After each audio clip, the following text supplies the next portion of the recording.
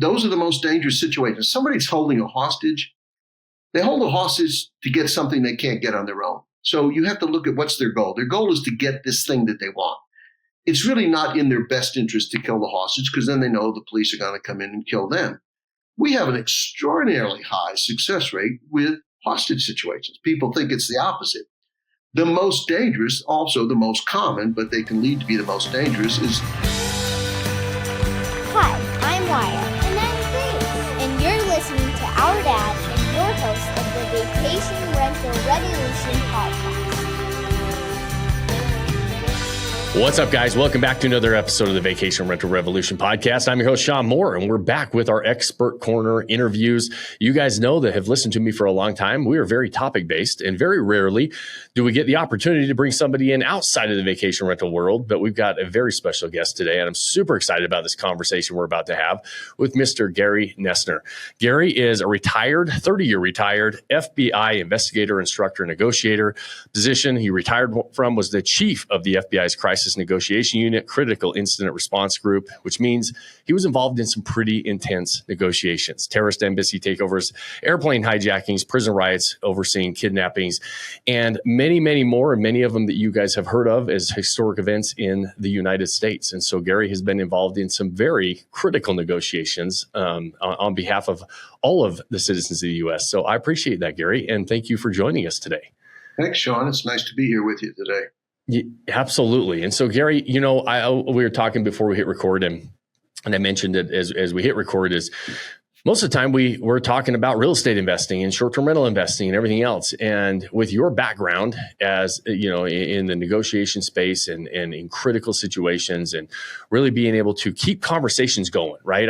It's funny because not that I'm trying to discount the importance of the work that you've done by any stretch, but there's some crossovers there's a lot of times when we're negotiating on real estate deals and I say, hey, listen, let's just keep the conversations going. And a lot of your career has been buying time. It's even the title of the book we're going to talk about is Stalling for Time a little bit. And so before we get into all the kind of the outlines and negotiations, talk about some of the things that you've learned over the years, I'd love to start with the background. You've got a very, very interesting career and something that most of us have never, thought about doing. We don't a lot of times, think that we're going to dive into that. But what got you? Tell me a little bit about the background, where you grew up, what got you interested in that in the first place. Yeah, I grew up in Atlantic Beach, Florida, near Jacksonville, and as a young kid, had a great childhood, great parents, neighbors, friends. 2 blocks from the ocean. Really nice.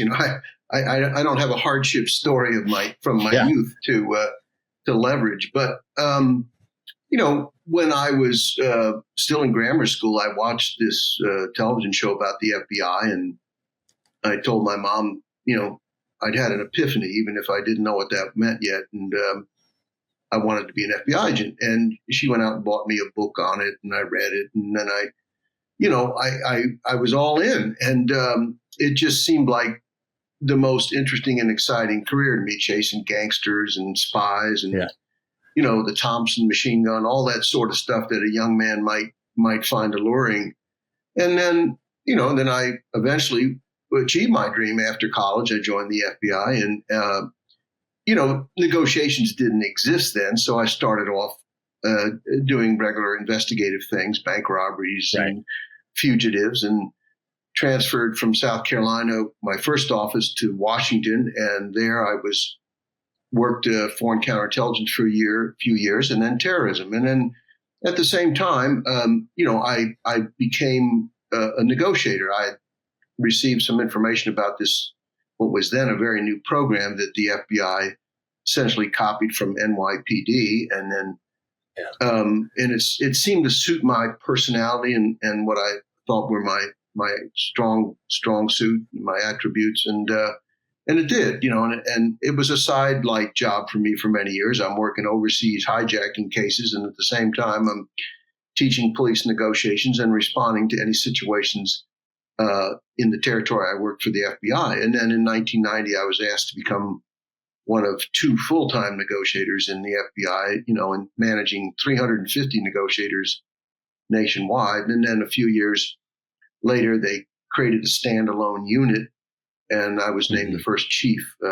That happened right after Waco in '93. So I did that, for the remaining 10 years of my career, and it was obviously challenging, rewarding, and it didn't always have happy endings, but we achieved some pretty significant positive outcomes. We got people to cooperate and avoid violence in about 92, 93% of the cases, and that there's really not much in law enforcement that achieves that kind of outcome. So, a lot of it was based on the skills that we were teaching and we had learned and refined through the years. When you talk about some of those, like when you go into those situations, like give us an idea of what a tip, like it's interesting where I didn't know that backstory of the negotiation units were, that department was fairly new. I mean, you basically saw it grow up and from the very beginning. Well, the NYPD started its negotiation program, I think, in '73, and the FBI started in '74. But to be honest, the first 10, 15 years for everybody in law enforcement that embraced the general concept, it was pretty rudimentary stuff. It was basically bargaining. You want a hamburger in there? Fine. Give me one of those sausages and I'll give you a hamburger. But it did achieve more positive results in that instead of just charging in with guns blazing, now we were opening a dialogue and creating a level of trust with the perpetrators. And fortunately for us, in more situations than not, people want to live more than they want to die. They may want to say, I'm willing to die. I don't want to go back to jail, whatever. But in reality, most people, are naturally inclined to want to live. So if we slowed the process down and we tried to avoid an escalation and we opened a dialogue, we were achieving quite significant results. The biggest trend that I feel very proud of having really spearheaded in the FBI was a move from that bargaining philosophy to a crisis intervention model, using the work of famed psychotherapist Carl Rogers and using active listening skills to create a relationship of trust. So we found out that, a very high percentage, 90% of the perpetrators that we were dealing with, they really didn't have a concrete goal in mind. They were acting out, their frustration, their rage, their anger, their sense of loss. And instead of showing up and saying, this is Gary with the FBI, come out or we're going to come get you, I'd say, hey, Shawn, what's going on in there? I can tell you're having a really difficult day and there's some things that are certainly bothering you and I want to help if I can. I don't want to see you get hurt or anybody else. It's not what people expect from law enforcement. And it's a proverbial foot in the door so we can begin to gain their trust and ultimately their cooperation. It's not to suggest there isn't loss of life in some of these situations, but once we open negotiations, the prognosis for loss of life is minimal. And the primary reason we do it is so we don't have to send police officers into a dangerous situation to get killed. Everybody always said, it's the hostages. Okay, that's great. We're not God. We didn't create this situation that we are responding to, but we want all of our people to go home safe. And if through the negotiations team's efforts, and it's usually a team effort, if we can get cooperation from the perpetrator and not have to put people with guns up against other people with guns, that's a good outcome for us. And it's very gratifying when people walk away from these things that otherwise might have been seriously injured or killed, and police officers are saved. The National Crisis Negotiation course that I taught at the FBI Academy for many years, we would have police officers attend and in addition to agents, and there would always be a sad story from some police department around the country where they went in and confronted a gunman. And when I would ask them to share the experience with the class, they almost always did. And once you heard the particulars, the overriding question was, why did you go in? It was an artificial deadline. Well, it's cold, it's wet, this son of a gun is jerking us around. We're going to show him who's in charge. And you end up going to a police funeral because of that. And, we have to be wiser, smarter, more careful in not only preserving our lives, but trying to get innocent life and even the perpetrator out. And it's a very proven methodology. When I first started teaching active listening skills in the FBI in 1990, you could go to any police department in the country and meet with the negotiators and say, how many of you are familiar with active listening skills? And people would have thought you landed from Mars. They would have no idea what you're talking about. Now there's, dozens and dozens of negotiation associations around the country. And if you don't know active listening skills, you're simply not a professional. You're behind the eight ball on that stuff. So, that's kind of it. Shawn, and this pertains to your business. Everything in life's a relationship. Everything. Yeah. You whatever, if you're selling widgets or renting vacation homes or, trying to create a business, we are social animals and we need to interact and engage with other people. And if we can avoid conflict or resolve conflict favorably when it does arise, and inevitably will, then we stand a better chance in a calmer atmosphere to come to an equitable agreement. As long as our emotions are bursting, our ability to think and behave rationally is extremely low. Yeah.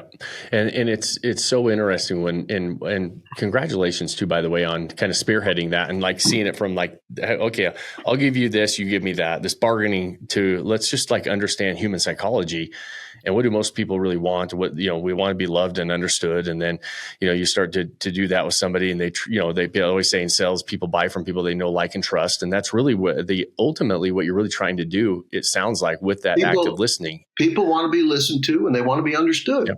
And when they're acting out, they're holding their girlfriend or their boss or whatever, they're basically saying there is something bothering me and nobody's paying attention. Nobody's listening to me. Nobody understands me. Nobody appreciates my point of view or how I'm suffering from whatever it is going on. You don't have to agree with them or think that their analysis of the situation is correct. That's irrelevant. You're just saying, I understand. I hear you. And we don't just say we understand. The key part of active listening is we demonstrate it by paraphrasing it in our own words. So let me understand, Shawn, this happened to you.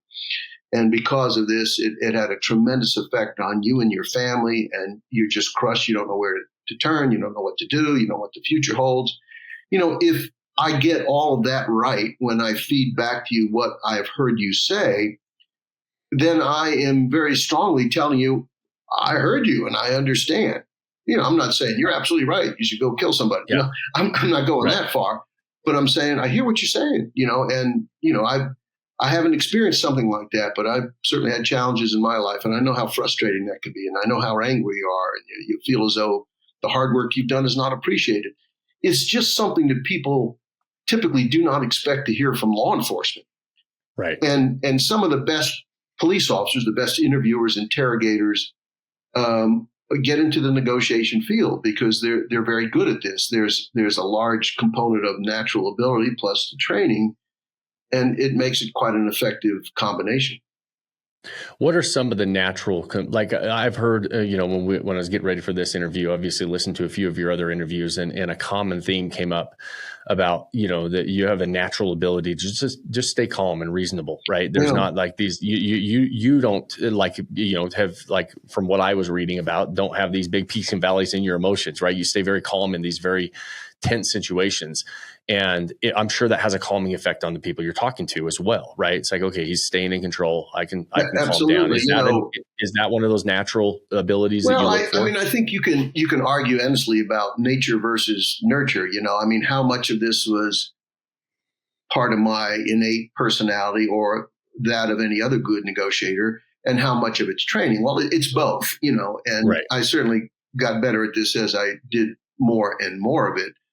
But the favorite quote in my book, I put quotes before each chapter, is the partial quote from Rudyard Kipling, which so many people know. And that's if you can keep your head about you when everybody else is losing theirs and blaming you.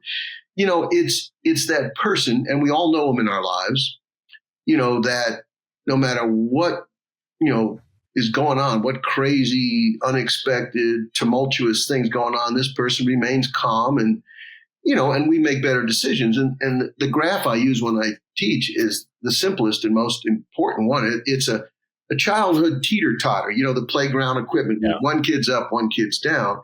And if you look at it, that emotions are high, then it is an absolute irrefutable given that rational thinking behavior is low. You can't. When you're exploding mentally and crazy and upset, you're not thinking clearly. So what we try to do as negotiators is not come up with this brilliant solution to solve this person's life problems, but we try to communicate with them in a way that helps them lower their emotions. And look what happens when we do. Their ability to think and behave more rationally comes up. It's really quite simple stuff. And all of us should do it, more often in other walks of life. And it requires, controlling your own. I mean, I have my buttons in life too. There's things that make me frustrated and angry. But, if it's an important critical situation, I do a better job controlling that and purposely modeling for the other person the kind of behavior that I'd like to see in return.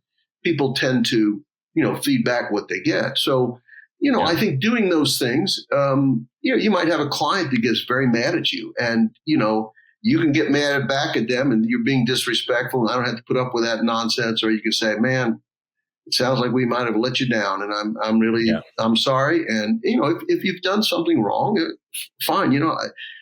I can't change that, but I can make it right for you. And here's what I'm going to do. I think, again, somebody wants to be heard. They want to be listened to. They want to be respected. And we're dealing with people, and I think you touched on it before, that typically are experiencing a sense of loss. Loss of career, loss of relationship is very big, loss of self-esteem. And they're angry. And we have to, those are the most dangerous situations. Somebody's holding a hostage. They hold a hostage to get something they can't get on their own. So you have to look at what's their goal. Their goal is to get this thing that they want. It's really not in their best interest to kill the hostage because then they know the police are going to come in and kill them. We have an extraordinarily high success rate with hostage situations. People think it's the opposite. The most dangerous, also the most common, but they can lead to be the most dangerous, is the romantic relationship that's gone bad, the controlling husband that won't let his girlfriend leave with the kid or whatever it is, and those can very quickly turn into homicide followed by suicide. And those are the ones that are the trickiest and the most challenging. But we're also quite successful with those if we undertake the approach that, that sort of touched on already here.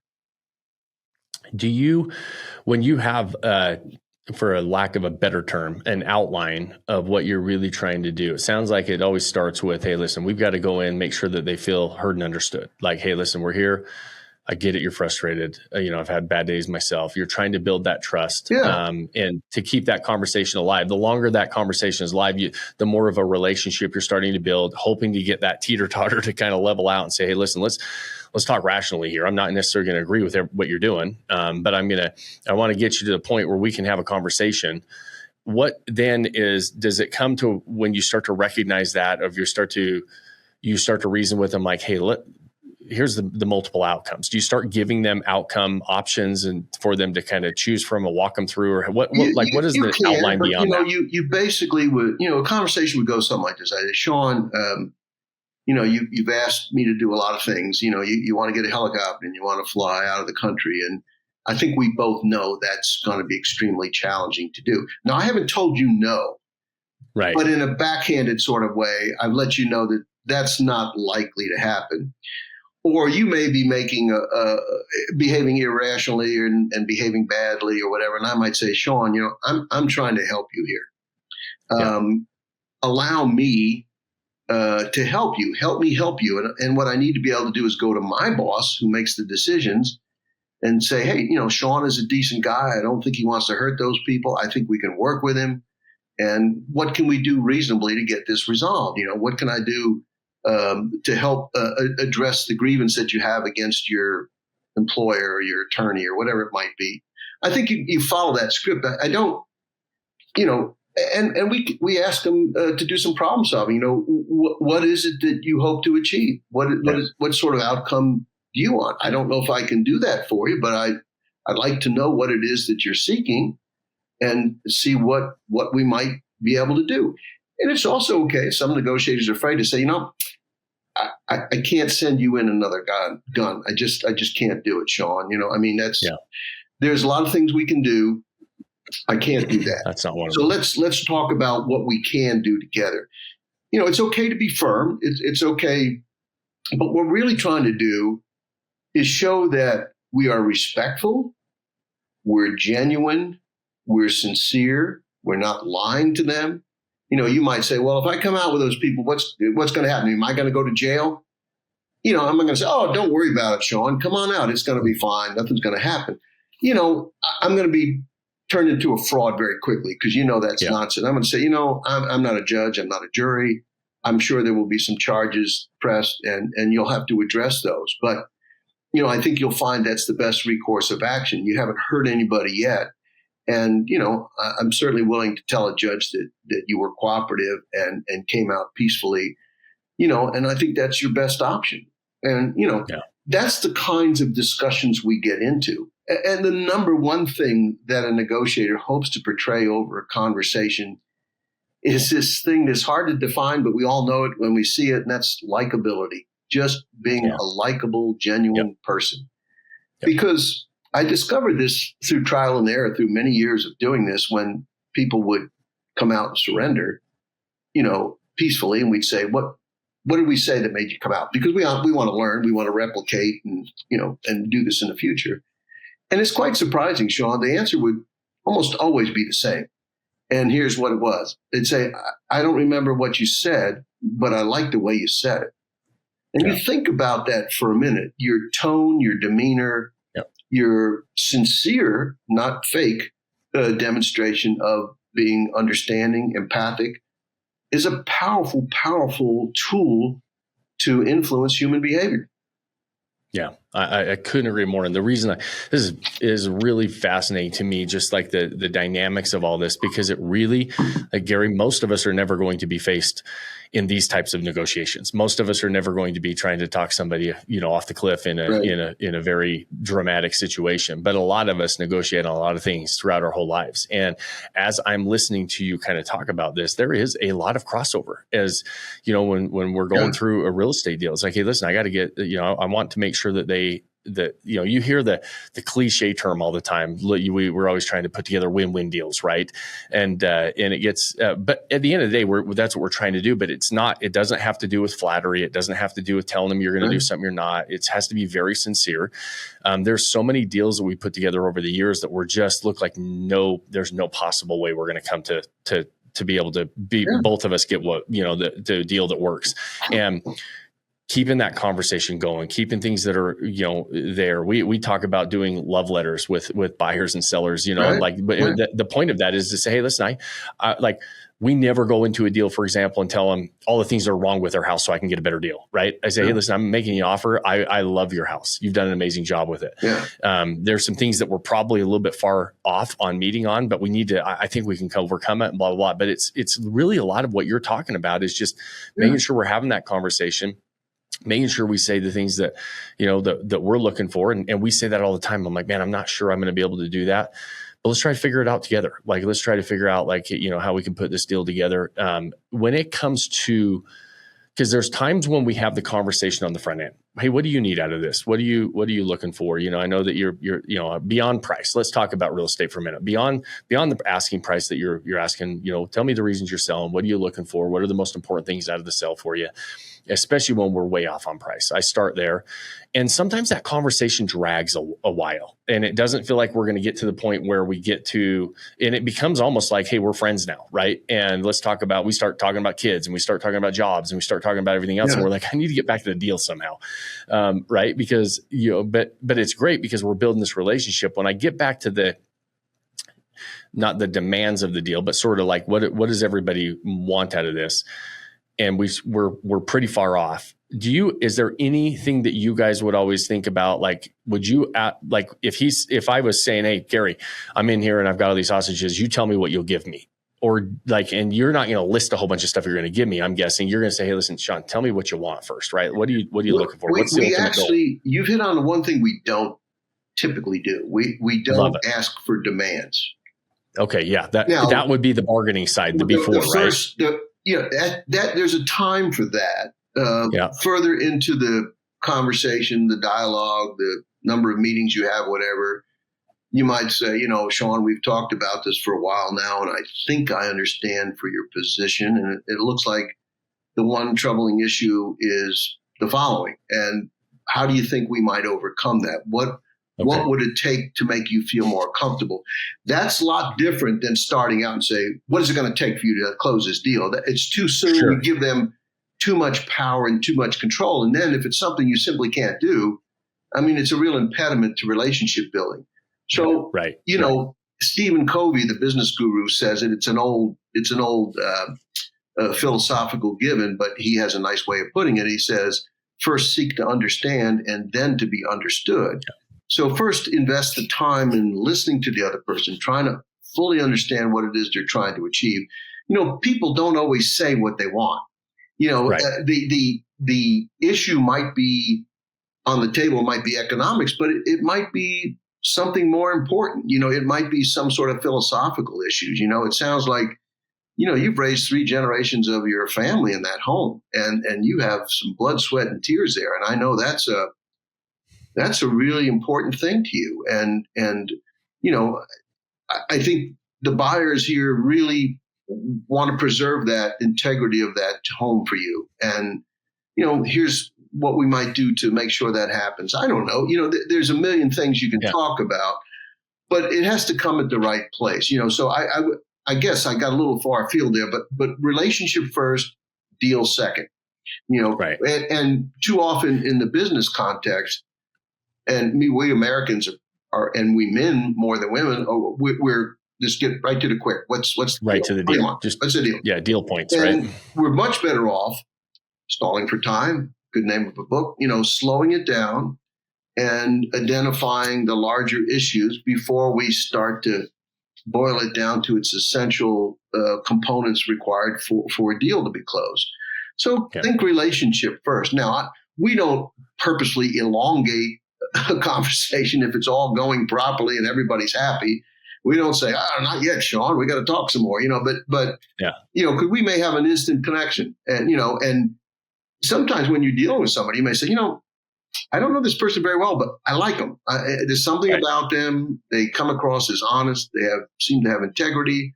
I trust them. You know, I find myself doing that all the time. We moved into a new home less than 2 years ago. And of course, you have to have contractors do various things, you know, and I interview them. And I don't always go with the cheapest one because sometimes I don't get the right vibe back from the person, you know, and somebody else may send better signals to me about the quality of the work, the reliability, their commitment to fix things that go wrong, and they always do. You know, and so there's intangibles there that we have to take into consideration. So, I mean, I don't know how you teach somebody to be likable, but we should all strive you know, and I think you do that by not putting pressure on yourself. You know, you should. I went into every negotiations I ever did thinking I'm going to be victorious. Why? I didn't think I was the greatest negotiator in the world, but I said, I know I'm sincerely going to do everything within my power to help these people come out of this alive. I don't decide the outcome. I can influence it. But ultimately, at the day, Shawn, my adversary, decides the outcome. Now, I'm going to do my best, and I'll probably succeed in helping him find the right path, but I can't guarantee that. You know, so if you don't worry about failing, then you don't get that performance anxiety. And I think in sales, sometimes people put so much pressure on themselves to close the deal that they end up coming across insincere, not genuine. You know, the classic, you know, used car salesman. Hey, Shawn, I know exactly what you need. You know, well, we're not that close yet, and you don't know what I need yet. We don't have a relationship. It's too soon. It's too quick. You haven't earned the right to be of influence to me. And you have to earn the right by listening and giving me feedback and paraphrasing what I've said and demonstrating to me through your responses that you understand what I'm trying to achieve and what I'd like to see as an outcome. I don't expect you to roll over and do everything I want, but I want you to understand what I'm looking at. You know, and it all sounds so simple, doesn't it? But people don't do it, and they pay the price for it in terms of selling as much as they would want or having the successful business they'd like to have. Well, I think the key points that I'm just picking up on just overwhelmingly is, listen, it's not that, we always say, like we talked about, people are going to do business. They're going to work with people that they know, like, and trust. Like you said with Stephen Covey, seek first to understand and then to be understood. Right. All of that leads naturally to the conclusion, especially if you're authentic in those conversations, authentic and actually wanting to know what somebody else wants in a deal. I think that makes a big difference on the likability. When you go in and have a conversation and you're just thinking about the next question you're going to ask instead of listening to what they're telling you on the first question you asked, people pick up on that stuff, right? And they do. And that leads to your agenda. Like, just don't have that huge agenda. It's like, listen, let's go in and try to figure this out. And together, maybe we can, maybe we can't. And it's okay either way. It's going to naturally lead us to an outcome. Yeah. And sometimes you just listen, because if you're quiet, as humans interact in conversation, the other party will tend to fill up the dead space by telling you more. And if they're telling you more about what's on their mind or the issues or the concerns or the problems they're having, whatever it is, then the more you can provide feedback to that. So, the other thing is, you know what? Nobody's going to make 100% of the sales. It's just not going to happen. Everybody's, I've never lost a sale. I'm the world's greatest salesman. Good for you. But I've never met one, and it's okay. Just if you go into it saying, I'm sincerely going to try to understand this customer and do the best I can to make an arrangement, a deal, sign the contract, whatever, then you'll be successful most of the time. But knowing that, hey, this person didn't go, but they had factors going on that I didn't control. Their wife's not here and she makes the decisions, or this guy says he represents his company, but we know the treasurer is going to go with who's the cheapest. So, this doesn't mean you failed, you did anything wrong. It just say this one, got off the hook. So what? Okay. Doesn't stop me from fishing, and doesn't mean I'm not a good fisherman, Yeah, exactly. And it's not always about, too, on the front end, like closing a deal, closing a sale, doing all that stuff too. There's sometimes where you use this stuff just in, like we talk about a lot, because we work with a lot of investors. We're buying deals, but we also own properties, and we have people coming in and out of them all the time. Well, you get reviews and you have customers and you have customer experiences. And if something goes wrong, or they say they didn't like something about a house, sometimes some people's natural tendency is to get really defensive. What do you mean you don't like my house? What do you mean you didn't like this? I just cleaned it, right? You say it's dirty. I was the one that cleaned it and it was great.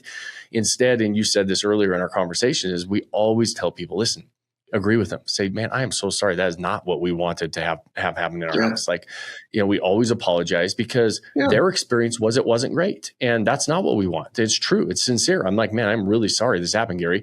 I was the last one that cleaned it. I must have missed something. I want to make sure that we get this right for you. And how can we make it right? Yeah. How can we make it right? Almost 99.9% of the time, that's all it takes. And people are like, oh man, thanks, Shawn. Like, right. And you seek to understand and listen and appreciate that I was upset about something. And it's like, because we all make mistakes, and naturally we know other people are going to make mistakes. Yeah. And we just want them to say, hey, I'm sorry. People are looking more to make sure that somebody else knows about their concern, their problem, their issue, what upset them, than they are really seeking a solution to it. They just I want to be heard. I want to be heard. I hear you.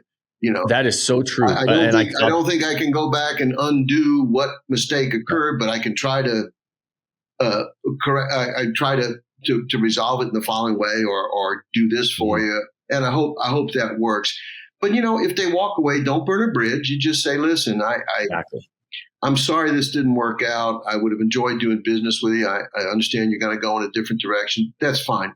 Well, let me just say, if that doesn't work out for you, if it doesn't meet your expectations, I'd always welcome an opportunity to meet with you again and discuss it further. You get no benefit from saying, "Well, screw you, buddy." Go exactly. You're dead to me. Find a better deal somewhere else. The hell with you. Take your money and take a hike. That gets you nothing. And when I was consulting, there were many times where a company would go with the cheapest vendor. Cheaper than the security firm I worked with and the services we were providing and the fees that we wanted. And invariably, they would be disappointed with the quality of what they got, and they'd come back. Because we didn't burn the bridge. We say, hey, listen, I hope this works out for you. The price structure you're getting is unbelievable, and we just can't meet that, with our margins and effort we have to put in it. But if you find that this is not doing what you want, I hope you'll consider coming back and chatting with us and see if we can find a way to make this work together. Perfect. Absolutely. It's a win. In business, it happens all the time. Sure. In negotiation, we have deals all the time, and I tell people always, if you lose a deal and they go with somebody else, always let them know and say, "Hey, listen, I loved your property.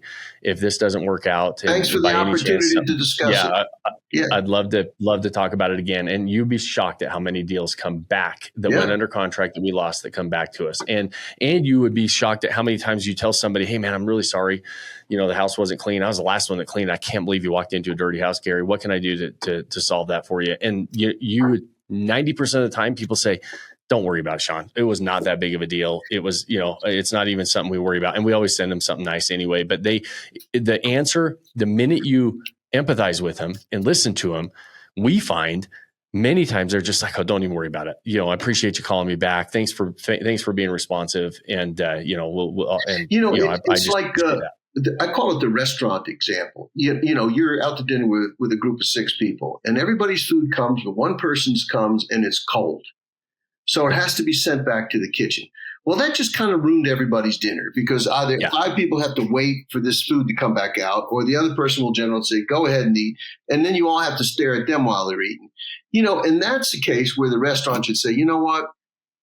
We're terrible sorry for inconvenience. This person's meal or dessert is on the house," or, whatever, a bottle of wine from the back. And if they do that, you'll come back.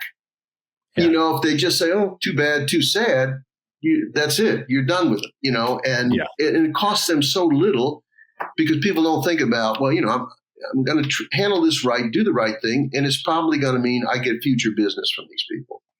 And Absolutely. If I don't handle it right, then they're gone. I get a bad review on Yelp or whatever the hell it is. And it's amazing how many times I've been in a restaurant and they do the wrong thing. It really is incredible. And I would say if I run a restaurant, I would say, "Hey, if we made a mistake, it's on us. Everybody gets a free dessert." I mean, whatever it is, who cares? Right. Don't screw it up for the long-term relationship. Exactly. Because we're creatures of habit, right? We do come back. We actually go to the same restaurants on a regular basis. Yeah, and everybody, I think, there's some perhaps that don't because they're, whatever their issues are. But most of us realize mistakes are made. It's a rough night. The cook's got sick and they have a stand-in and, things are tough. Fine. Just try to make it right, and the manager's taking 25% off your. Great. Just do something, some token of realization, acknowledgement that you didn't provide on this night the service that we expected. And I'll be back. Yeah. Love it. Love it. Awesome, man. Let's shift gears toward your book. I'd love to talk about the book. I know, these conversations always fly by. I could sit and take, hours of your time and just keep talking. And so I always appreciate it, but I always want to be respectful of it. But I want to make sure we can point people in the best direction to get more of this and read more of it. You've got a book, Stalling for Time, My Life as a FBI Hostage Negotiator, and would love to point people that direction. Talk to me a little bit about that one. Well, I have a website, www.GaryNoesner.com, where, you can see the podcasts I've done and the articles I've written and, some of the things I'm doing. But, you can go, my book can be ordered on Amazon or any of the online book vendors, Barnes and Nobles, all that kind of stuff. And, it's done quite well. It's funny, this week, it came out 15 years ago this week. And, I'm very proud of it. It's done quite well. It's been, it's a bestseller and it's gotten, critical acclaim and it's, it's a source of pride. They used it as a basis for the Paramount 2018 Waco movie, in which the twice Academy nominated actor Michael Shannon played me. That was a fun project to be involved in. It was based partly on my book. So, my book chronicles not only my personal journey in the FBI, but the evolution of negotiation in law enforcement and the shift we discussed earlier, Shawn, about the movement from a total bargaining orientation to a more of a crisis intervention model that is really the predominant model today. I talk about so many of the big cases I was involved in, Waco, Montana, flew down to Peru when the Japanese ambassador's residence was taken over by terrorists. I've been to several prison riots and skyjackings and kidnappings overseas. So it was an interesting career, and I learned a lot of valuable lessons from it that I've tried to incorporate within the book, and particularly in the context of tips for negotiating in everyday life, and how this has broader applicability than some might realize. Love it. And we'll put for those of you listening, you guys know, we put all of those links in the show notes so you can find it. Appreciate it. Get the book, and then Gary Noesner's website, and we'll have the right spelling, but it's GaryNoesner. And so we'll make sure that's in the link as well. I've been called Noesner my whole life, but it's just a silent O. It's Noesner. Yeah. Awesome. Well, we'll make sure that they can just click a link, right? So they can go find out more. So, Gary, this has been awesome. I very, very much appreciate this conversation. I love these conversations. I always appreciate somebody being willing to let our listeners listen in. I know that they love these as much as I do because we get a lot of feedback. And so what I always like to ask at the very end of every episode is, if you had to go back, 20, 30, 40 years, at the beginning of that career, is there anything that you would go back now that kind of an underlying principle or thought or guidance that you'd love to tell your younger self, to like, hey, listen, if I knew this, what I know now, if I could have a little piece of advice for myself back then, what would it be? Yeah, I think clearly it would be talk less and listen more. I mean, I think even early in my negotiation career, I didn't listen anywhere near as well as I did, toward the end of my career, and you learn that when I'm talking, I'm not learning things that I need to know and understand in order to have an influence on you. So, everybody can practice in life, whether it's with your family or friends, when you ask them, how was your vacation? Don't just then rush into telling them about your vacation. Ask them follow-up questions. Well, what did you like about that? What was the biggest challenge you faced? And would you go back again? And people like to talk about those experiences, and, the end of the day, they'll say, I really enjoyed talking to Gary today about that, that trip we just went on. He seemed really interested in it, and, whatever.